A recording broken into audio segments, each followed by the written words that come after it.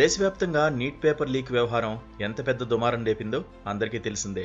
కొందరికి first rank రావడంపై అనుమానాలు రేకెత్తడంతో విద్యార్థులంతా ఆందోళనలు చేపట్టారు. ఈ వివాదం సుప్రీంకోర్టు దాకా కూడా వెళ్ళింది. ఈ నేపథ్యంలోనే పేపర్ లీకేజీలకు అడ్డుకట్ట వేసేందుకు ప్రభుత్వ నియామక పోటీ పరీక్షల్లో అవకతవకల్ని నియంత్రించేందుకు గాను బీహార్ ప్రభుత్వం ఒక కీలకమైన బిల్లును తీసుకొచ్చింది.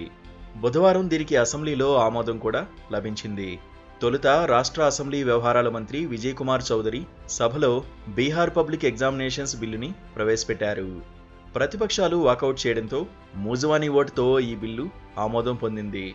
నీట్ యూజీ పేపర్ లీక్ వివాదంలో బీహార్ కేంద్ర బిందువుగా ఉన్న తరుణంలో ఆ రాష్ట్ర ప్రభుత్వం ఈ బిల్లుని ప్రవేశపెట్టినట్లు తెలుస్తోంది.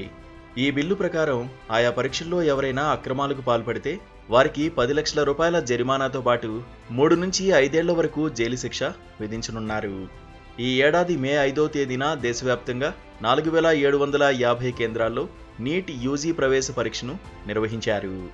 దాదాపు 24 లక్షల మంది అభ్యర్థులు ఈ పరీక్ష రాశారు.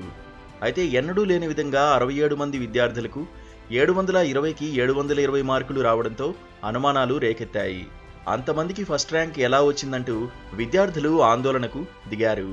ఖచ్చితంగా పేపర్ లీక్ అయిందంటూ నిరసన చేపట్టారు. ఈ క్రమంలోనే సుప్రీంకోర్టులో పిటిషన్లు దాఖలవగా రీ ఎగ్జామ్ అవసరం లేదంటూ అత్యున్నత న్యాయస్థానం సంచలన తీర్పు ఇచ్చింది. నీట్ పేపర్ లీక్ అయిందన్న మాట వాస్తవమే గాని సిస్టమిక్ పేపర్ లీకేజీని నిరూపించేందుకు తగిన సాక్ష్యాలు లేవని సుప్రీంకోర్టు తెలిపింది. పేపర్ లీక్ ద్వారా 155 మంది లబ్ధి పొందారని, కాపీ కొట్టిన విద్యార్థులపై చర్యలు తీసుకోవాలని సూచించింది.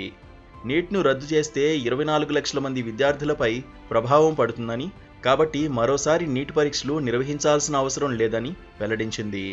నీట్ నిర్వహణలో లోపాలు ఉన్నాయని, నీట్పై అభ్యంతరాలను ఆగస్టు 21న వింటామని చెప్పుకొచ్చింది. దీంతో నీట్ కౌన్సిలింగ్ యథావిధిగానే కొనసాగనుంది.